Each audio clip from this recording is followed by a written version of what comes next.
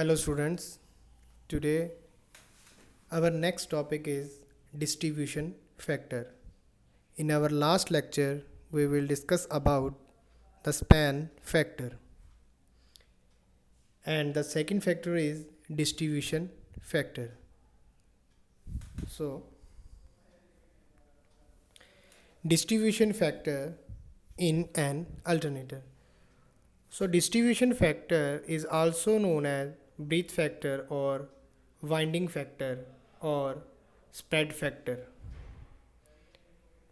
So these are common name. We know that the EMF equation of an alternator is equal to Kp Kd 4.44 phi f Tp. So here Kp is the pitch factor which we have discussed in our last lecture, and Kd is the distribution factor. So these two factors are involved in EMF equation. The two winding are used in an alternator. Number one is concentrated winding and number two is distributed winding. ਦੇਖੋ ਬੱਚੋ, ਅਸੀਂ last lecture ਦੇ ਵਿੱਚ ਆਪਣਾ ਕੋਇਲ span factor discuss ਕੀਤਾ ਸੀ, ਅਤੇ ਅੱਜ ਅਸੀਂ ਡਿਸਟਰੀਬਿਊਸ਼ਨ ਫੈਕਟਰ ਜਿਹੜਾ ਵਾ ਉਹ ਡਿਸਕਸ ਕਰਦੇ ਪਏ ਹਾਂ। ਸਾਨੂੰ ਪਤਾ ਵਾਈਂਡਿੰਗ ਜਿਹੜੀ ਅਲਟਰਨੇਟਰ ਦੇ ਵਿੱਚ ਸਪੈਸ਼ਲੀ ਦੋ ਤਰ੍ਹਾਂ ਦੀ ਕੀਤੀ ਹੁੰਦੀ ਆ। ਤੁਹਾਨੂੰ ਮੈਂ ਦੱਸਿਆ ਸੀ ਕਿ ਸਲੋਟਸ ਹੁੰਦੇ ਨੇ ਆਪਣੇ ਕੋਲ। ਸੋ ਸਲੋਟਸ ਦੇ ਉੱਤੇ ਕੀ ਆਪਾਂ ਵਾਈਂਡਿੰਗ ਕਰਦੇ ਹਾਂ। ਸੋ ਜਿਹੜੀ ਵਾਈਂਡਿੰਗ ਕੀਤੀ ਹੁੰਦੀ ਹੈ, ਇੱਕ ਤਾਂ ਕੰਸਨਟਰੇਟਡ ਹੁੰਦੀ ਹੈ, ਦੂਸਰੀ ਡਿਸਟਰੀਬਿਊਟਡ ਹੁੰਦੀ ਆ। ਕੰਸਨਟਰੇਟਡ ਵਾਈਂਡਿੰਗ ਦੇ ਵਿੱਚ ਕੀ ਆ ਕਿ ਇੱਕ ਸਲੋਟ ਇੱਕ ਪੋਲ ਦੇ ਅੰਡਰ ਆ ਅਤੇ ਉੱਥੇ ਹੀ ਆਪਾਂ ਸਾਰੀ ਵਾਈਂਡਿੰਗ ਕਰਤੀ ਆ। ਬਟ ਡਿਸਟਰੀਬਿਊਟਡ ਵਾਈਂਡਿੰਗ ਦਾ ਮਤਲਬ ਕੀ ਹੈ ਕਿ ਅਸੀਂ ਵੱਖਰੇ ਵੱਖਰੇ ਸਲੋਟਸ ਦੇ ਵਿੱਚ ਵਾਈਂਡਿੰਗ ਕੀਤੀ ਹੋਈ ਆ। ਸੋ ਜਦੋਂ ਤਾਂ ਅਸੀਂ ਕੰਸਨਟਰੇਟਡ ਵਾਈਂਡਿੰਗ ਕਰਦੇ ਹਾਂ ਕਿਸੇ ਕੋਇਲ ਦੀ, ਯਾਨੀ ਕਿ ਇੱਕ ਸਲੋਟ ਦੇ ਵਿੱਚ ਆਪਾਂ ਸਾਰੀ ਨੂੰ ਕੰਸਨਟਰੇਟ ਕਰਤਾ, ਇੱਕ ਸਲੋਟ ਦੇ ਵਿੱਚ ਸਾਰੀ ਵਾਈਂਡਿੰਗ ਆਪਾਂ ਕਰਤੀ। ਉਸ ਟਾਈਮ ਅਸੀਂ ਜਿਹੜੀ ਟੋਟਲ EMF ਕੈਲਕੂਲੇਟ ਕਰਦੇ ਹਾਂ ਉਹ ਅਰਥਾਮੈਟਿਕ ਸਮ ਦੇ ਨਾਲ ਸੋਲਵ ਕਰ ਲੈਂਦੇ ਹਾਂ। ਸਿੰਪਲ ਉਹਨਾਂ ਨੂੰ ਐਡ ਕੀਤਾ E1 + E2 E3 so up to ਜਿੰਨੀ ਵੀ ਵਾਈਂਡਿੰਗ ਆਪਾਂ ਯੂਜ਼ ਕੀਤੀ ਆ। ਬਟ ਡਿਸਟਰੀਬਿਊਸ਼ਨ ਵਾਈਂਡਿੰਗ ਦੇ ਵਿੱਚ ਅਸੀਂ ਕੀ ਕਰਦੇ ਹਾਂ ਕਿ ਅਰਥਾਮੈਟਿਕ ਸਮ ਨਹੀਂ ਲੈ ਸਕਦੇ ਹੁਣ ਇਹਦੇ ਵਿੱਚ, ਕਿਉਂਕਿ ਵਾਈਂਡਿੰਗ ਜਿਹੜੀ ਆ ਵੱਖਰੇ ਵੱਖਰੇ ਸਲੋਟਸ 'ਚ ਕੀਤੀ ਹੁੰਦੀ ਆ, ਅਤੇ ਸਾਨੂੰ ਪਤਾ ਵਾ ਇੱਕ ਸਲੋਟਸ ਤੋਂ ਦੂਸਰੇ ਸਲੋਟ ਦੇ ਵਿੱਚ ਜਾਣ ਦੇ ਵਿੱਚ ਇੱਕ ਐਂਗਲ ਆਪਾਂ ਕੀਤਾ ਸੀ ਕੋਇਲ ਸਪੈਨ ਫੈਕਟਰ ਦੇ ਵਿੱਚ, ਜਿਹਨੂੰ ਆਪਾਂ ਬੀਟਾ ਕਿਹਾ ਸੀ। ਸੋ ਬੀਟਾ ਐਂਗਲ 'ਤੇ ਡਾਇਵਰਟ ਹੁੰਦੀ ਆ, ਇਸ ਕਰਕੇ ਸਾਨੂੰ ਉਹਦਾ ਵੈਕਟਰ ਐਡੀਸ਼ਨ ਕਰਨਾ ਪੈਂਦਾ ਵਾ in case of distribution winding. So ਜਿਹੜਾ Kd ਆ ਸਾਡਾ ਡਿਸਟਰੀਬਿਊਸ਼ਨ ਫੈਕਟਰ, Kd ਦੀ ਜਿਹੜੀ ਡੈਫੀਨੇਸ਼ਨ ਆ ਉਹ ਕੀ ਆ? It is the ratio of EMF of distribution winding divided by EMF of concentrated winding। ਸੋ ਤੁਹਾਨੂੰ ਮੈਂ ਜਿੱਦਾਂ ਦੱਸਿਆ ਵਾ ਕਿ ਡਿਸਟਰੀਬਿਊਸ਼ਨ ਵਾਈਂਡਿੰਗ ਦੇ ਵਿੱਚ ਆਪਾਂ ਵੈਕਟਰ ਸਮ ਕਰ ਸਕਦੇ ਹਾਂ, ਅਤੇ ਦੂਸਰਾ ਕੰਸਨਟਰੇਟਡ ਵਾਈਂਡਿੰਗ ਦੇ ਵਿੱਚ ਆਪਾਂ ਕੀ ਕਰਾਂਗੇ? ਸਿੰਪਲ ਔਰ ਅਰਥਾਮੈਟਿਕ ਸਮ ਆਪਾਂ ਕਰ ਸਕਦੇ ਹਾਂ। ਜਿਸ ਤਰ੍ਹਾਂ ਆਹ ਦੇਖੋ, ਇਸ ਤਰ੍ਹਾਂ ਕਰਕੇ ਸਲੋਟਸ ਹੁੰਦੇ ਨੇ, ਠੀਕ ਆ ਜੀ। ਹੁਣ ਇਹਨਾਂ ਸਲੋਟਸ ਦੇ ਵਿੱਚ ਜਿਹੜੀ ਆ ਵਾਈਂਡਿੰਗ ਕੀਤੀ ਹੁੰਦੀ ਹੈ, ਦੇਖੋ ਆਹ ਵੱਖਰੇ ਵੱਖਰੇ ਸਲੋਟਸ ਨੇ ਇੱਦਾਂ ਕਰਕੇ। ਸੋ ਇਹਨਾਂ ਦੇ ਵਿੱਚ ਜਿਹੜੀ ਵਾਈਂਡਿੰਗ ਕੀਤੀ ਆ ਉਹਨੂੰ ਆਪਾਂ ਡਿਸਟਰੀਬਿਊਸ਼ਨ ਵਾਈਂਡਿੰਗ ਕਹਾਂਗੇ। ਬਟ ਜੇ ਆਪਾਂ ਇੱਕ ਹੀ ਸਲੋਟ ਦੇ ਵਿੱਚ ਸਾਰੀ ਵਾਈਂਡਿੰਗ ਕਰਤੀ, ਠੀਕ ਆ ਜੀ, ਮੰਨ ਲਓ ਇੱਥੇ ਸਾਰੀ ਵਾਈਂਡਿੰਗ ਆਪਾਂ ਲਿਆ ਕੇ ਕਰਤੀ, ਅਤੇ ਇਹਨੂੰ ਆਪਾਂ ਕੀ ਕਹਾਂਗੇ? ਕੰਸਨਟਰੇਟਡ ਵਾਈਂਡਿੰਗ ਇਹਨੂੰ ਆਪਾਂ ਕਹਿ ਦੇਵਾਂਗੇ। ਸੋ ਜੇ ਤਾਂ ਡਿਸਟਰੀਬਿਊਟਡ ਵਾਈਂਡਿੰਗ ਆ, ਯਾਨੀ ਕਿ ਵੱਖਰੇ ਵੱਖਰੇ ਸਲੋਟਸ ਦੇ ਵਿੱਚ ਆ, ਜਿੱਦਾਂ ਇੱਕ ਇੱਥੇ ਆ ਅਤੇ ਦੂਸਰੀ ਇੱਥੇ ਆ, ਸੋ ਆਪਾਂ ਫਿਰ ਕੀ ਕਰਾਂਗੇ? ਉਹਦਾ ਵੈਕਟਰ ਐਡੀਸ਼ਨ ਕਰਾਂਗੇ। ਬਟ ਜੇ ਕੰਸਨਟਰੇਟਡ ਵਾਈਂਡਿੰਗ ਆ ਅਤੇ ਫਿਰ ਆਪਾਂ ਕੀ ਕਰਾਂਗੇ? ਉਹਨੂੰ ਅਰਥਮੈਟਿਕ ਸਮ ਲਵਾਂਗੇ। ਸੋ ਆਹ ਦੇਖੋ ਜਿਹੜੀ ਡਾਇਗਰਾਮ ਤੁਹਾਡੀ ਪਿਕਚਰ ਦੇ ਵਿੱਚ ਸ਼ੋਅ ਕੀਤੀ ਹੋਈ ਆ, ਇਹ ਕੀ ਆ? ਡਾਇਗਰਾਮ ਦੇਖੋ, ਆ ਦੇਖੋ ਡਾਇਗਰਾਮ ਦੇ ਵਿੱਚ ਕੀ ਆ ਕਿ ਆਪਾਂ ਕੀ ਕੀਤਾ ਵੱਖਰੀਆਂ ਵੱਖਰੀਆਂ ਵਾਈਂਡਿੰਗਾਂ ਲਈਆਂ ਵਾ, ਡਿਸਟ੍ਰੀਬਿਊਸ਼ਨ ਵਾਈਂਡਿੰਗ ਲਈ, ਯਾਨੀ ਕਿ ਵੱਖਰੇ ਵੱਖਰੇ ਸਲੋਟਸ ਦੇ ਵਿੱਚ ਵਾਈਂਡਿੰਗ ਪਈ ਆ। ਮੰਨ ਲਓ ਪਹਿਲੇ ਸਲੋਟ 'ਚ ਪਈ ਆ A ਤੋਂ ਲੈ ਕੇ B ਤੱਕ, ਦੂਸਰੇ ਸਲੋਟ 'ਚ ਪਈ ਆ B ਤੋਂ ਲੈ ਕੇ C ਤੱਕ, ਤੀਸਰੇ ਸਲੋਟ 'ਚ ਪਈ ਆ C ਤੋਂ ਲੈ ਕੇ D ਤੱਕ ਤੇ D ਤੋਂ ਲੈ ਕੇ E ਤੱਕ। ਸੋ ਆਪਾਂ 4 ਸਲੋਟਸ ਦੀ ਇੱਥੇ ਗੱਲ ਕਰਦੇ ਪਏ ਹਾਂ। ਤਾਂ 4 ਸਲੋਟਸ ਦੇ ਵਿੱਚ ਜਿਹੜੀ ਵਾਈਂਡਿੰਗ ਆ ਉਹ ਪਈ ਹੋਈ ਆ। ਸੋ ਹਰੇਕ ਸਲੋਟ ਦੀ ਆਪਣੀ ਆਪਣੀ ਜਿਹੜੀ ਆ ਵੋਲਟੇਜ ਹੋਏਗੀ। ਉਹਨੂੰ ਅਸੀਂ ਕੀ ਕਹਿਤਾ, ਵੋਲਟੇਜ ਨੂੰ ES ਕਹਿਤਾ, ਜਿਹੜਾ ਆਹ ES ਆ ਦੇਖੋ ES ਆ ES ਤੇ ਆ ES। ਸੋ ਵੱਖਰੇ ਵੱਖਰੇ ਸਲੋਟ ਨੇ ਆਪਣੀ ਵੱਖਰੀ ਵੱਖਰੀ ਜਿਹੜੀ EMF ਆ ਉਹ ਪ੍ਰੋਡਿਊਸ ਕਰਤੀ। ਤੇ ਸਾਨੂੰ ਪਤਾ ਵਾ ਕਿ ਇਹ ਹੁਣ ਕੰਸਨਟ੍ਰੇਟਿਡ ਵਾਈਂਡਿੰਗ ਨਹੀਂ ਹੈ, ਇਹ ਡਿਸਟ੍ਰੀਬਿਊਟਿਡ ਵਾਈਂਡਿੰਗ ਆ। ਸੋ ਇੱਕ ਸਲੋਟ ਜਿਹੜਾ ਵਾ ਆ ਦੇਖੋ, ਇੱਕ ਸਲੋਟ ਜਿਹੜਾ ਵਾ ਦੂਜੇ ਸਲੋਟ ਨਾਲੋਂ ਥੋੜ੍ਹੇ ਐਂਗਲ 'ਤੇ ਡਾਇਵਰਟ ਹੋਏਗਾ, ਜਿਹਨੂੰ ਆਪਾਂ ਕੀ ਕਹਿੰਦੇ ਐਂਗਲ ਬੀਟਾ। ਦੇਖੋ ਆਹ ਐਗਜ਼ਾਮਪਲ ਜਿੱਦਾਂ A ਤੋਂ ਲੈ ਕੇ B ਤੱਕ ਇਹ ਜਾਣਾ ਤਾਂ ਫਿਰ B ਤੋਂ ਲੈ ਕੇ C ਤੱਕ ਸਿੱਧਾ ਚਾਹੀਦਾ ਸੀ, ਬਟ ਡਿਊ ਟੂ ਡਿਸਟ੍ਰੀਬਿਊਟਿਡ ਵਾਈਂਡਿੰਗ ਅਗਲੇ ਸਲੋਟਸ ਚਲੀ ਗਈ ਅਤੇ ਇੱਕ ਸਲੋਟ ਦਾ ਦੂਜੇ ਸਲੋਟ ਨਾਲ ਜਿਹੜਾ ਐਂਗਲ ਬਣਦਾ ਉਹ ਕੀ ਹੁੰਦਾ, ਬੀਟਾ ਹੁੰਦਾ। ਸੋ ਬੀਟਾ ਜਿਹੜਾ ਐਂਗਲ ਆ ਦੇਖੋ ਡੋਟਿਡ ਲਾਈਨ ਤੋਂ ਥੋੜ੍ਹਾ ਜਿਹਾ ਡਾਇਵਰਟ ਹੋ ਗਿਆ ਐਂਗਲ ਬੀਟਾ, ਇਹ ਨੀਚੇ ਵੱਲ ਨੂੰ ਆ ਗਿਆ B ਤੋਂ C। ਇੱਦਾਂ ਫਿਰ ਥੋੜ੍ਹਾ ਜਿਹਾ ਐਂਗਲ ਬੀਟਾ ਵਾਲਾ ਐਂਗਲ ਬੀਟਾ ਆ ਗਿਆ ਅਤੇ ਜਿਹੜਾ ਬੀਟਾ ਇੱਥੋਂ ਡਿਵਰਟ ਹੋਇਆ ਹੋ ਗਿਆ C ਤੋਂ D। ਠੀਕ ਹੈ ਜੀ, ਇੱਦਾਂ ਹੀ D ਤੋਂ E ਆ ਗਿਆ, ਇੱਧਰ ਨੂੰ ਜਾਣ ਦੀ ਬਜਾਏ ਇਹ ਇੱਧਰ ਨੂੰ ਨਿਕਲ ਗਿਆ। ਸੋ ਇਸ ਤਰ੍ਹਾਂ ਆਪਾਂ ਕੀ ਆ ਡਿਸਟ੍ਰੀਬਿਊਟਿਡ ਵਾਈਂਡਿੰਗ ਇਹਦੀ ਕਰਦੇ ਹਾਂ, ਇਹਨੂੰ ਤੁਸੀਂ ਸਮਝ ਲਓ। ਫਿਰ ਦੇਖੋ ਅਸੀਂ ਕੀ ਕੀਤਾ, ਟੋਟਲ ਜਿਹੜੀ EMF ਇੰਡਿਊਸਡ ਹੋਈ ਹੈ 4 ਸਲੋਟਸ ਦੇ ਵਿੱਚ, ਉਹਦਾ ਜਿਹੜਾ ਰਿਜ਼ਲਟੈਂਟ ਲੈਣਾ ਵੈਕਟਰ ਐਡੀਸ਼ਨ ਲੈਣੀ ਆਪਾਂ, ਉਹ ਕਿੱਥੋਂ ਲਈ ਆਪਾਂ A ਤੋਂ ਲੈ ਕੇ E ਤੱਕ ਲੈ ਲਈ। ਠੀਕ ਆ ਜੀ, ਫਿਰ ਆ ਸੈਂਟਰ ਦੇ ਵਿੱਚ ਇਹਦਾ ਪਰਪੈਂਡੀਕੂਲਰ ਸੁੱਟਤਾ, ਕਲੀਅਰ ਹੈ ਜੀ, ਸੈਂਟਰ ਦੇ ਵਿੱਚ ਇਹਦਾ ਪਰਪੈਂਡੀਕੂਲਰ ਸੁੱਟ ਦੇਣਾ ਆਪਾਂ। ਸੋ ਇਹ ਸਾਰੇ ਜਿਹੜੀ ਡਾਇਗਰਾਮ ਆ ਤੁਸੀਂ ਐਜ਼ ਇਟ ਇਜ਼ ਹੀ ਇਹਨੂੰ ਬਣਾ ਲਓ ਤਾਂ ਕਿ ਸਮਝਣ ਦੇ ਵਿੱਚ ਸੌਖ ਹੋ ਜਾਵੇ ਤੁਹਾਨੂੰ। ਇਹਨੂੰ ਡਾਇਗਰਾਮ ਨੂੰ ਤੁਸੀਂ ਆਪਣੀ ਨੋਟਬੁੱਕ ਦੇ ਉੱਤੇ ਇੱਦਾਂ ਹੀ ਡਰਾ ਕਰ ਲਓ।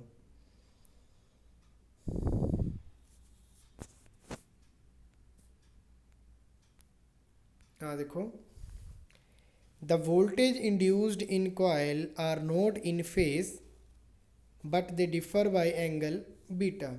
ਸੋ ਜਿਹੜੀ ਵੋਲਟੇਜ ਆ ਕੋਇਲ ਦੇ ਵਿੱਚ ਇੰਡਿਊਸਡ ਹੋ ਰਹੀ ਆ, ਵੱਖਰੇ ਵੱਖਰੇ ਸਲੋਟਸ ਨੇ, ਉਹ ਇਨ ਫੇਸ ਨਹੀਂ ਹੈਗੇ ਬਟ ਡਿਫਰ ਆ ਬਾਈ ਐਨ ਐਂਗਲ ਬੀਟਾ। ਸੋ ਬੀਟਾ ਐਂਗਲ ਤੋਂ ਇੱਕ ਵੋਲਟੇਜ ਦੂਜੀ ਵੋਲਟੇਜ ਨਾਲੋਂ ਡਿਫਰ ਆ, ਜਿਹੜੀ ਆਪਾਂ ਸ਼ੋਅ ਕੀਤੀ AB ਤੋਂ ਲੈ ਕੇ BC ਦੇ ਵਿੱਚ ਬੀਟਾ ਐਂਗਲ ਸ਼ੋਅ ਕੀਤਾ ਵਾ, which is also known as angular displacement of slots।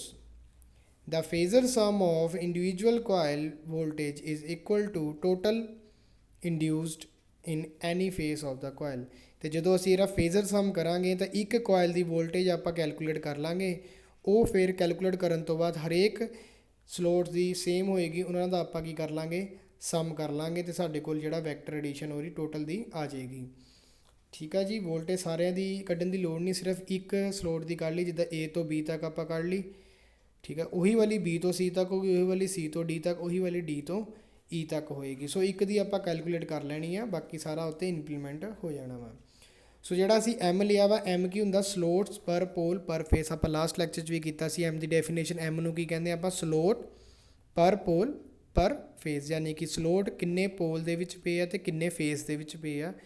So M ਦੀ ਵੈਲਿਊ ਕਿੰਨੀ, slot divided by pole multiply face. ਇਸ ਤਰ੍ਹਾਂ ਆਪਾਂ M ਨੂੰ ਕੈਲਕੂਲੇਟ ਕਰੀਦਾ। ਅਤੇ ਬੀਟਾ ਕੀ ਹੁੰਦਾ ਵਾ, ਬੀਟਾ ਸਾਡਾ ਹੁੰਦਾ angular displacement between adjacent slot ਇਨ ਇਲੈਕਟ੍ਰੀਕਲ ਡਿਗਰੀ। ਸੋ ਜਿਹੜਾ ਐਂਗਲ ਹੁੰਦਾ, ਸਲੋਟਸ ਦਾ ਐਂਗਲ ਹੁੰਦਾ ਵਾ, ਇੱਕ ਸਲੋਟ ਦਾ ਦੂਜੇ ਸਲੋਟ ਨਾਲ ਜਿਹੜਾ ਐਂਗਲ ਬਣਦਾ ਵਾ, ਠੀਕ ਆ ਜੀ, ਉਹਨੂੰ ਆਪਾਂ ਕੀ ਕਹਿੰਦੇ ਆ, ਬੀਟਾ ਕਹਿੰਦੇ ਆ। ਜਿਸ ਤਰ੍ਹਾਂ ਆਹ ਦੇਖੋ, ਆਹ ਸਲੋਟ ਹੁੰਦੇ ਆ, ਆਹ ਵਾਲਾ ਦੇਖੋ, ਹੁਣ ਇੱਕ ਸਲੋਟ ਦਾ ਦੂਜੇ ਸਲੋਟਸ ਨਾਲ ਜਿਹੜਾ ਐਂਗਲ ਆ ਉਹਨੂੰ ਆਪਾਂ ਕੀ ਕਹਿੰਦੇ ਆ, ਐਂਗਲ ਬੀਟਾ ਕਹਿੰਦੇ ਆ। ਸੋ ਬੀਟਾ ਕਿੱਦਾਂ ਕੈਲਕੂਲੇਟ ਕਰੀਦਾ, 180 ਇੰਟੂ ਪੋਲ ਡਿਵਾਈਡ ਬਾਏ ਸਲੋਟ। ਠੀਕ ਹੈ, ਜਾਂ 180 ਡਿਵਾਈਡ ਬਾਈ ਸਲੋਟ ਪਰ ਪੋਲ, ਕਿ ਕਿੰਨੇ ਸਲੋਟ ਨੇ ਕਿੰਨੇ ਪੋਲ ਦੇ ਅੰਡਰ ਆਉਂਦੇ ਆ। ਸੋ ਇਹ ਵਾਲੀ ਤੁਹਾਨੂੰ ਜਾਣਕਾਰੀ ਦਿੱਤੀ ਮੈਂ M ਦੀ ਅਤੇ ਬੀਟਾ ਦੀ। ਸੋ ਜੇ ਅਸੀਂ ਆਪਣੀ ਪ੍ਰੀਵੀਅਸ ਡਾਇਗਰਾਮ ਦੇ ਵਿੱਚ ਚਲੀਏ, ਜਿਹਦੇ ਵਿੱਚ ਅਸੀਂ ਦੇਖਿਆ ਡਾਇਗਰਾਮ ਦੇ ਵਿੱਚ, ਤਾਂ ਸਭ ਤੋਂ ਪਹਿਲਾਂ ਸਾਨੂੰ KD ਦਾ ਮਤਲਬ ਪਤਾ ਲੱਗ ਗਿਆ ਕੀ ਆ, EMF ਆਫ ਡਿਸਟ੍ਰੀਬਿਊਸ਼ਨ ਵਾਈਂਡਿੰਗ ਅਤੇ EMF ਆਫ ਕੰਸਨਟ੍ਰੇਟਿਡ ਵਾਈਂਡਿੰਗ। ਸਭ ਤੋਂ ਪਹਿਲਾਂ ਆਪਾਂ ਕੀ ਕਰਾਂਗੇ, EAE ਜਿਹੜੀ ਆ ਆਪਾਂ ਕੈਲਕੂਲੇਟ ਕਰਨੀ ਆ। ਹੁਣ ਵੈਕਟਰ ਐਡੀਸ਼ਨ ਕਰਨਾ ਵਾ ਕਿਹਦਾ, ਜਿੱਦਾਂ ਦੇਖੋ ਆਹ ਵਾਲੀ A ਤੋਂ ਲੈ ਕੇ E ਤੱਕ ਇਹਨੂੰ ਆਪਾਂ ਨੂੰ ਕੀ ਕਰਨਾ ਪੈਣਾ, ਵੈਕਟਰ ਐਡੀਸ਼ਨ ਕਰਨਾ ਪੈਣਾ ਵਾ। ਸੋ ਵੈਕਟਰ ਐਡੀਸ਼ਨ ਕਰਨ ਵਾਸਤੇ ਆਪਾਂ ਇੱਕ ਕਾਮਨ ਪੁਆਇੰਟ ਲੈ ਲਿਆ A ਤੇ E ਲੈ ਲਿਆ, ਠੀਕ ਆ ਜੀ। ਸੋ AE ਕਿਹਦੇ ਬਰਾਬਰ ਆ, AF ਪਲੱਸ FE, ਠੀਕ ਆ ਜੀ। ਤਾਂ ਕਰਕੇ ਇੱਥੇ ਜਿਹੜਾ ਆਪਾਂ ਲਿਖਿਆ ਵਾ ਕੀ ਆ ਗਿਆ, AF ਪਲੱਸ FE ਲੈ ਲਿਆ ਆਪਾਂ। ਕਲੀਅਰ ਹੈ ਜੀ ਇਹ ਗੱਲ। ਉਸ ਤੋਂ ਬਾਅਦ AF ਤੇ FE ਦੋਨੇ ਕੀ ਆ, ਸੇਮ ਨੇ, ਕਿਉਂਕਿ ਆਪਾਂ ਸੈਂਟਰ ਤੋਂ ਲਿਆ ਹੋਇਆ ਵਾ, ਦੋਨਾਂ ਦੀ ਜਿਹੜੀ ਹੈਗੀ ਉਹ ਕੀ ਆ, ਸੇਮ ਆ। ਸੋ ਇਸ ਕਰਕੇ ਇਹਨੂੰ ਆਪਾਂ ਕੀ ਲਿਖ ਸਕਦੇ, 2AFB ਲਿਖ ਸਕਦੇ ਇਹਨੂੰ ਆਪਾਂ। ਸੋ ਇਹਦੇ ਵਿੱਚ ਤੁਹਾਨੂੰ ਕੋਈ ਪ੍ਰੋਬਲਮ ਨਹੀਂ ਹੋਣੀ ਚਾਹੀਦੀ। ਸੋ ਆ ਜਿਹੜਾ ਆ ਗਿਆ AE ਦੀ ਵੈਲਿਊ ਕਿੰਨੀ ਆ ਗਈ, 2AF ਦੇ ਬਰਾਬਰ ਆ ਗਈ, ਕਿਉਂਕਿ ਵੈਕਟਰ ਜਿਹੜੇ ਆ ਉਹਨਾਂ ਦੀ ਮੈਗਨੀਚਿਊਡ ਸੇਮ ਨੇ। ਸੋ AF ਪਲੱਸ FE ਕੀ ਬਣ ਗਿਆ ਸਾਡਾ, 2AF ਬਣ ਗਿਆ। ਹੁਣ AF ਦੀ ਵੈਲਿਊ ਨੂੰ ਆਪਾਂ ਕੈਲਕੂਲੇਟ ਕਰਨਾ। AF ਦੀ ਵੈਲਿਊ ਨੂੰ ਕੈਲਕੂਲੇਟ ਕਰਨ ਦੇ ਲਈ ਸਾਨੂੰ ਕੀ ਆ, ਆਹ ਵਾਲੀ ਜਿਹੜੀ ਟਰਾਇੰਗਲ ਆ AFO, ਰਾਈਟ ਐਂਗਲ ਟਰਾਇੰਗਲ ਜਿਹੜੀ ਬਣਦੀ ਪਈ ਆਹ ਵਾਲੀ, ਇਹਨੂੰ ਆਪਾਂ ਨੂੰ ਕੰਸੀਡਰ ਕਰਨਾ ਪੈਣਾ। AF ਤੇ O ਵਾਲੀ ਟਰਾਇੰਗਲ ਆਪਾਂ ਕੰਸੀਡਰ ਕੀਤੀ ਆ। ਸੋ ਦੇਖੋ, ਸਭ ਤੋਂ ਪਹਿਲਾਂ ਤਾਂ ਤੁਹਾਨੂੰ ਐਂਗਲ ਦਾ ਪਤਾ ਹੋਣਾ ਚਾਹੀਦਾ, ਕਿਹੜੇ ਕਿਹੜੇ ਐਂਗਲ। ਆਹ ਦੇਖੋ, ਜਿਹੜਾ ਆਹ ਐਂਗਲ ਆ O ਓਰੀਜਨ ਲੈ ਲਿਆ ਸੀ ਆਪਾਂ, ਇਹ ਟੋਟਲ ਐਂਗਲ ਕਿੰਨਾ ਵਾ ਜੀ, M ਬੀਟਾ, ਕਿਉਂਕਿ M ਕੀ ਆ, ਨੰਬਰ ਆਫ ਸਲੋਟਸ ਤੇ ਬੀਟਾ ਉਹਨਾਂ ਦਾ ਐਂਗਲ ਆ। ਸੋ ਟੋਟਲ ਐਂਗਲ ਤੇ ਕਿੰਨੇ ਸਲੋਟ ਆ ਉਹਨਾਂ ਦਾ ਆਪਸ 'ਚ ਪਤਾ ਲੱਗ ਜਾਏਗਾ। ਸੋ M ਬੀਟਾ ਜਿਹੜਾ ਇਹਦਾ ਟੋਟਲ ਹੋ ਗਿਆ, ਇਹ ਪੂਰਾ M ਬੀਟਾ ਵਾ। ਤੇ ਆ ਜਿਹੜਾ ਆਪਾਂ ਪਰਪੈਂਡੀਕੂਲਰ ਸੁੱਟਿਆ ਵਾ ਇੱਥੋਂ ਦੀ ਲੈ ਕੇ ਫਿਰ ਇੱਥੇ ਤੱਕ ਐਂਗਲ ਕਿੰਨਾ ਹੋਏਗਾ ਜੀ, M ਬੀਟਾ ਬਾਏ 2, ਹਾਫ ਹੋ ਗਿਆ ਨਾ। ਸੋ M ਬੀਟਾ ਬਾਏ 2 ਉਹਨੂੰ ਆਪਾਂ ਲੈ ਲੈਣਾ, ਜਿਹੜਾ ਆਹ ਲਿਖਿਆ ਹੋਇਆ ਦੇਖੋ M ਬੀਟਾ ਬਾਏ 2 ਲਿਖਿਆ ਹੋਇਆ। ਆ ਟੋਟਲ ਐਂਗਲ ਕਿੰਨਾ ਜੀ, M ਬੀਟਾ ਲਿਖਿਆ। ਜੇ ਉਹਦਾ ਹਾਫ ਕਰਾਂਗੇ, ਇੱਥੇ ਹਾਫ ਆ ਗਿਆ, ਆਹ ਹਾਫ ਕਰਾਂਗੇ ਤਾਂ ਕਿੰਨਾ ਆ ਗਿਆ, M ਬੀਟਾ ਬਾਏ 2 ਆ ਜਾਂਦਾ ਵਾ। ਕਲੀਅਰ ਆ ਜੀ ਇੰਨੀ ਗੱਲ ਨੂੰ? ਹਾਂਜੀ, ਇੰਨੀ ਗੱਲ ਕਲੀਅਰ ਆ। ਫਿਰ ਅੱਗੇ ਚੱਲਦੇ ਹਾਂ ਆਪਾਂ। ਹੁਣ ਆਪਾਂ ਕੀ ਆ, AF ਦੀ ਵੈਲਿਊ ਕੱਢਣੀ ਹੈ। AF ਦੀ ਵੈਲਿਊ ਕੱਢਣ ਲਈ ਸਾਨੂੰ ਆਹ ਵਾਲੀ ਟਰਾਇੰਗਲ ਜਿਹੜੀ ਆ AF ਤੇ O, ਰਾਈਟ ਐਂਗਲ ਟਰਾਇੰਗਲ, ਇਹਨੂੰ ਆਪਾਂ ਨੂੰ ਕੰਸੀਡਰ ਕਰਨਾ ਪੈਣਾ ਵਾ। ਸੋ ਜਦੋਂ ਇਹ ਐਂਗਲ ਟਰਾਇੰਗਲ ਕੰਸੀਡਰ ਕੀਤੀ ਤੇ ਫਿਰ ਤੁਸੀਂ ਦੇਖੋ ਕਿ AF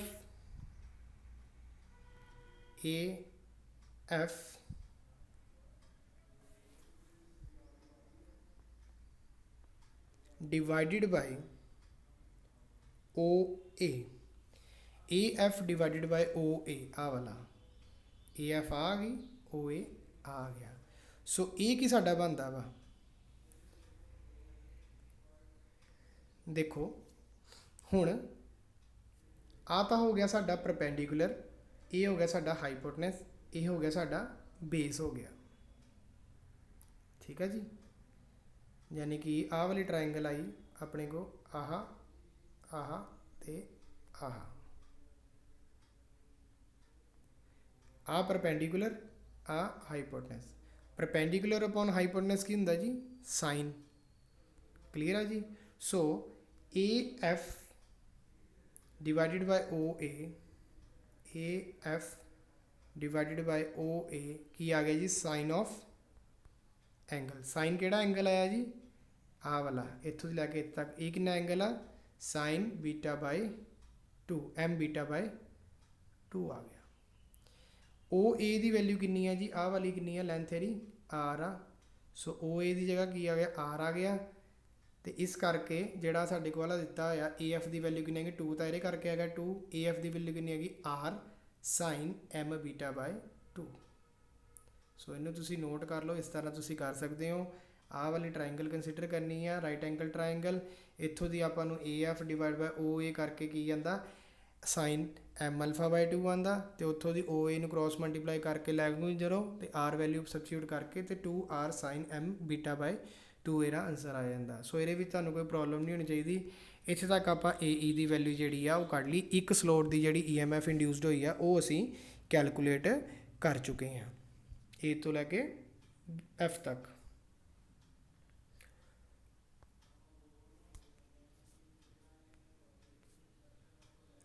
ਉਸ ਤੋਂ ਬਾਅਦ ਹੁਣ ਅਸੀਂ ਕੀ ਕਰਨਾ, ਹੁਣ ਆ ਦੇਖੋ ਨਾਓ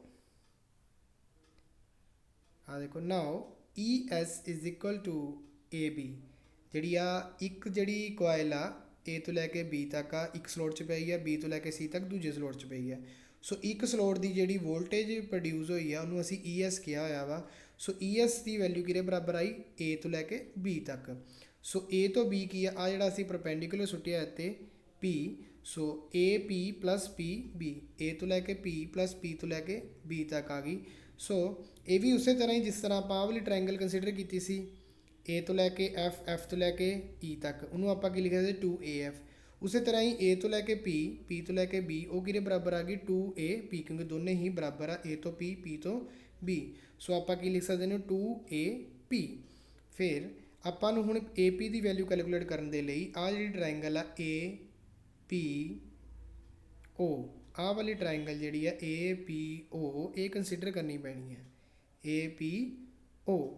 ਉਸੇ ਤਰ੍ਹਾਂ ਹੀ ਆ ਪਰਪੈਂਡੀਕੂਲਰ ਆ AP ਡਿਵਾਈਡਡ ਬਾਏ OA। ਠੀਕ ਆ ਜੀ, ਕੀ ਕਰਨਾ ਪੈਣਾ ਸਾਨੂੰ AP divided by OA। Clear ਹੈ ਜੀ। ਹੁਣ AP ਜਿਹੜੀ ਆ ਸਾਡਾ ਪਰਪੈਂਡੀਕੂਲਰ ਆ, ਪਰਪੈਂਡੀਕੂਲਰ ਆ ਕੀ ਆ ਸਾਡਾ ਹਾਈਪੋਟਨਸ ਆ। ਠੀਕ ਹੈ ਜੀ, ਆ ਸਾਡਾ ਹਾਈਪੋਟਨਸ ਆ। ਸੋ ਪਰਪੈਂਡੀਕੂਲਰ ਅਪੋਨ ਹਾਈਪੋਟਨਸ ਕੀ ਹੁੰਦਾ, ਸਾਈਨ ਦਾ ਐਂਗਲ। ਕਲੀਅਰ ਆ ਜੀ। ਸੋ ਸਾਈਨ ਦਾ ਜਿਹੜਾ A ਤੇ P ਦੇ ਵਿਚਕਾਰ ਐਂਗਲ ਆ ਉਹ ਕਿੰਨਾ ਐਂਗਲ ਦਿੱਤਾ ਹੋਇਆ ਆਪਾਂ ਨੂੰ,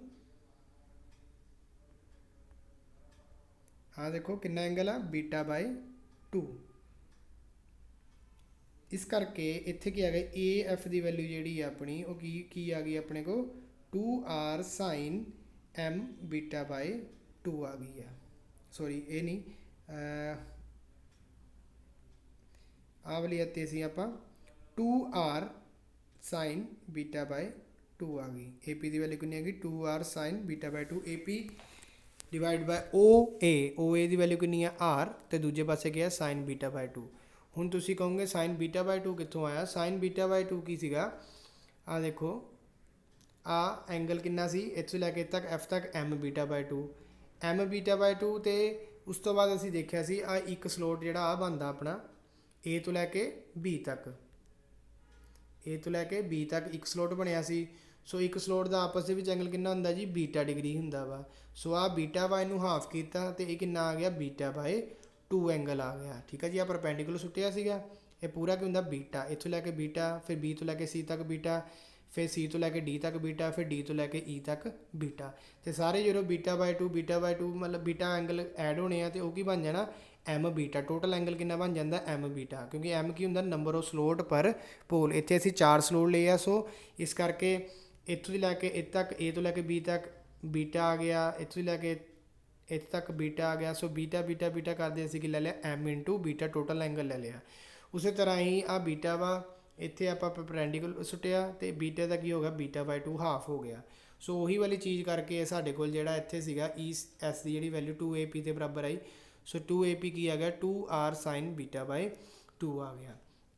ਉਸ ਤੋਂ ਬਾਅਦ ਅਰਥਮੈਟਿਕ ਸਮ ਅਸੀਂ ਕਰਨਾ ਵਾ। ਅਰਥਮੈਟਿਕ ਸਮ ਕਿੱਦਾਂ ਕਰਾਂਗੇ, ਜਿੰਨੇ ਸਲੋਟਸ ਪਰ ਪੋਲ ਪਰ ਫੇਸ ਆ m ਇੰਟੂ ਜਿੰਨੇ ਦੀ ਇੱਕ ਦੀ ਵੋਲਟੇਜ ਆ। ਹੁਣ ਸਾਰਿਆਂ ਦੀ ਵੋਲਟੇਜ ਆਪਾਂ ਤਾਂ ਕੱਢਣੀ ਨਹੀਂ ਸੀਗੀ, ਆਪਾਂ ਕਿਹਾ ਸੀ ਇੱਕ ਦੀ ਵੋਲਟੇਜ ਕੱਢ ਲਾਂਗੇ A ਤੋਂ ਲੈ ਕੇ B ਤੱਕ। ਬਾਕੀ ਜਿਹੜੀਆਂ ਸਾਰੀਆਂ ਵੋਲਟੇਜ ਆ ਉਹਨੂੰ ਆਪਾਂ ਕੀ ਕਰ ਲਾਂਗੇ ਸਿੰਪਲੀ ਐਡ ਕਰ ਲਾਂਗੇ, ਯਾਨੀ ਕਿ A ਤੋਂ B, B ਤੋਂ C, C ਤੋਂ D ਤੇ D ਤੋਂ E ਸੇਮ ਹੋਊਗੀ। ਇੱਕ ਦੀ ਅਸੀਂ ਕੱਢ ਲਈ ਕਿੰਨੀ ਆਈ 2R sin β/2 ਤੇ ਟੋਟਲ ਦੀ ਕੱਢਣੀ ਆ, ਤੇ ਇਸ ਕਰਕੇ m ਦੇ ਨਾਲ ਟੋਟਲ ਕਿੰਨੇ ਆ m ਆ, m ਨੂੰ ਇਹਦੇ ਨਾਲ ਮਲਟੀਪਲਾਈ ਕਰ ਦਾਂਗੇ। ਸੋ m ਕੀ ਹੁੰਦਾ ਸਲੋਟਸ ਪਰ ਪੋਲ ਪਰ ਫੇਸ, ਤੁਹਾਨੂੰ ਪਹਿਲਾਂ ਹੀ ਦੱਸਤਾ। ਇਸ ਕਰਕੇ ਅਰਥਮੈਟਿਕ ਸਮ ਕਿੱਦਾਂ ਨਿਕਲੇਗਾ, ਜਿੰਨੇ ਸਲੋਟਸ ਪਰ ਪੋਲ ਫੇਸ ਆ m, ਇੱਥੇ ਕਿੰਨੇ ਆ ਜੀ m ਹੈਗੇ ਆਪਣੇ। ਸੋ m ਨੂੰ ਆਪਾਂ ਕੀ ਆ ਦੇਖੋ m ਇੰਟੂ ES ਦੀ ਵੈਲਿਊ ਕਿੰਨੀ ਹੈ 2R sin β/2। ਸੋ ਅਰਥਮੈਟਿਕ ਸਮ ਕੀ ਆ ਗਿਆ m 2R sin β/2 ਆ ਗਿਆ। ਇਹਨੂੰ ਤੁਸੀਂ ਯਾਦ ਰੱਖੋ।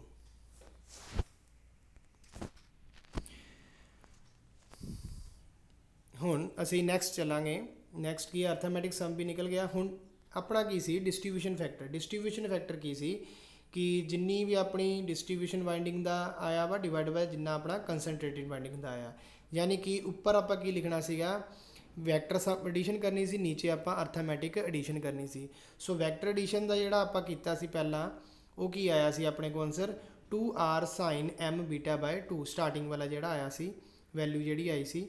ਸੋ ਜਦੋਂ ਆਪਾਂ ਅਰਥਮੈਟਿਕ ਸਮ ਕੱਢਿਆ ਉਦੋਂ ਕੀ ਆਇਆ ਸਾਡੇ ਕੋਲ m 2R sin β/2। ਸੋ ਦੋਨਾਂ ਨੂੰ ਆਪਾਂ ਕੀ ਕਰ ਲਿਆ ਡਿਵਾਈਡ ਕਰ ਲਿਆ, ਜਿਹੜਾ ਅਸੀਂ ਇਕੁਏਸ਼ਨ ਨੰਬਰ 1 'ਚ ਕੱਢਿਆ ਸੀ। ਆ ਦੇਖੋ ਪਿੱਛੇ ਵੀ ਇਕੁਏਸ਼ਨ ਆ, ਆ ਵਾਲੀ ਜਿਹੜੀ ਇਕੁਏਸ਼ਨ ਆ ਦੇਖੋ vector sum divided by arithmetic sum. So vector sum ਕੀ ਸੀ a ਦੀ ਵੈਲਿਊ ਕਿੰਨੀ 2r sin β/2, ਠੀਕ ਹੈ ਜੀ। ਤੇ ਉਸ ਤੋਂ ਬਾਅਦ ਆਪਣੇ को अर्थमैटिक सम किहदे बराबर आया जी, अर्थमैटिक सम आया जी m 2r sin β/2। आ देखो नीचे जिहड़ा दिता है आ वाला, सो दोनों नूं की कर देना असीं डिवाइड कर देना वा। सो जो डिवाइड किया 2r sin m β/2 m 2r ना 2r कैंसल आउट हो गया, क्लीयर है जी। 2r ना 2r कैंसल आउट हो जाता वा। तो उस तो बाद की बच जाता sin m β/2 m sin β/2। So distribution factor का फार्मूला क्या आ गया, sin m β/2 m sin β/2। ये जिहड़ा साडा डिस्ट्रीब्यूशन फैक्टर का आंसर अपना आ जाता वा। सो ये किसी ने कोई डाउट नहीं होना चाहिए। ये बिल्कुल ध्यान दे नाल ये सारी डायग्राम जिहड़ी आपां करनी है, ये कोई काली नहीं करनी। थोड़ा जिहा डिफिकल्ट हैगा पर एक बार समझ के करांगे तो फिर बड़ी ईजीली सानू जिहड़ा ये समझ लग जाएगा। सो ये डायग्राम आ इनू कल्ले कल्ले नू बना के उस तरह ही एंगल बना के आपां कर सकते हैं। तो एक EMF इक्वेशन है जितों ये आया सी डिस्ट्रीब्यूशन फैक्टर, वो भी थोड़ा जिहा असीं कर लैंदे हैं कि EMF इक्वेशन दे विच जिहड़ियां टर्म्स हुंदियां वा वो की आ टर्म्स कि Z की हुंदा नंबर ऑफ कंडक्टर सीरीज़ दे विच किन्ने कंडक्टर लगे आ। ते एक कंडक्टर दियां दो वाइंडिंगां हुंदियां वा, ठीक है जी। दो तरह की वाइंडिंग हुंदी आ, देखो इदां देखो एक साइड ए तो एक साइड ए आ। इस करके आपां Z की आ 2T लैंदे आ। T की हुंदी नंबर ऑफ क्वाइल और टर्न, आ एक टर्न हो गई, आ दूसरी टर्न हो गई। इस करके Z इज इक्वल टू की लैना आपां 2T लैना वा, क्लीयर है जी। सो इत्थे जिहड़ा Z लिया 2T तां करके लिया, T की टर्न्स हुंदियां वा, P number of pole, F frequency आ, 5 फ्लक्स आ, KP KD आपां कढ चुके हैं। डिस्ट्रीब्यूशन फैक्टर ते पिच फैक्टर, KF की आ फॉर्म फैक्टर, एन की हुंदी स्पीड हुंदी आ, N/60 की speed of the rotor revolution in पर सैकेंड आ। सो टाइम टेकन कितना वा, टाइम की हुंदा dt, वो की आ 1 जिहड़ा N/60। सो 60/n सैकेंड जिहड़ा अपना टाइम आ गया, टाइम जी इन्ना आ गया। उस तो बाद आ जिहड़ी तुहानूं डायग्राम मैं दसी सी, आ कंडक्टर ने, आ स्लोट्स बने हुए ने, आ स्लोट्स ने दो, ये ते वाइंडिंग एक आह ते दूजी आह। सो ये टर्न हो गई, दो टर्नस हो गई T। मेरी डायग्राम भी आ, तुसीं देख सकते हो।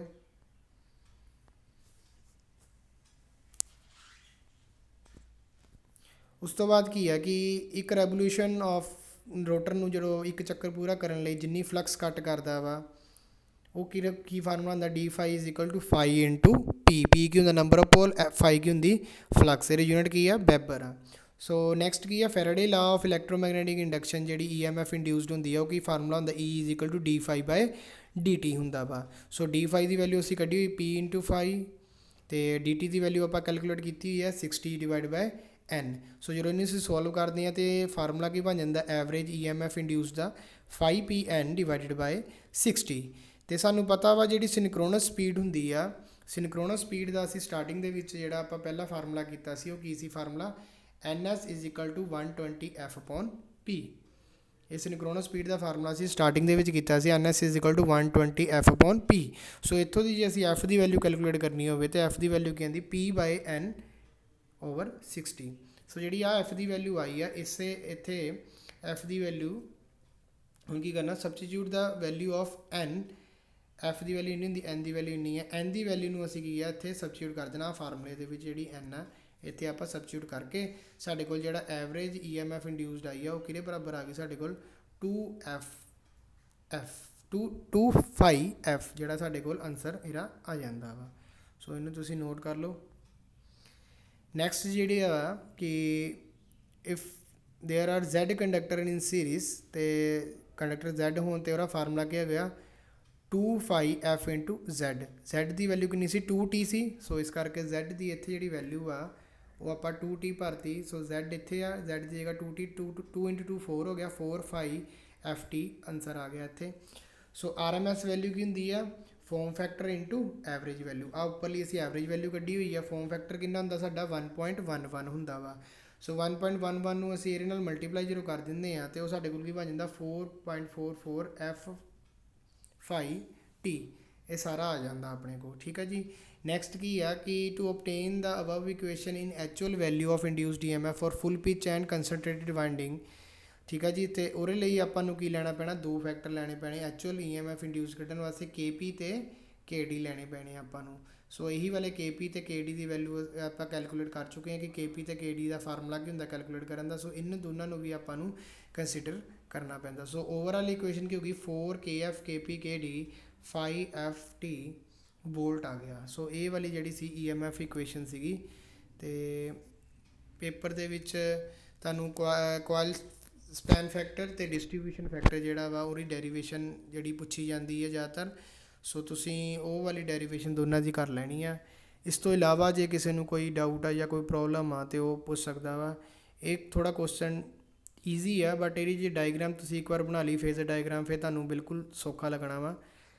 ਤੇ ਇਸ ਤੋਂ ਇਲਾਵਾ ਜੇ ਕਿਸੇ ਨੂੰ ਕੋਈ ਡਾਊਟ ਆ ਮੈਨੂੰ ਪੁੱਛ ਸਕਦਾ ਵਾ। So thanks for the day.